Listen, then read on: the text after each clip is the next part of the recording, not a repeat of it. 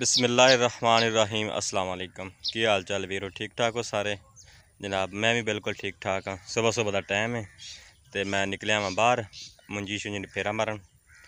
तो आ माशाल्लाह मुंजी आ निसर गई है। तो आ जी मेरे पीछे मैं ना पानी चेक करन आया वहाँ, क्योंकि खाद सट्टनी है दे ते अगर थोड़ा पानी होया तो फिर होर ला लांदे। तो ये ज़रा लेट पकदी है। आ जी मुंजी है पहलू पक जाती है।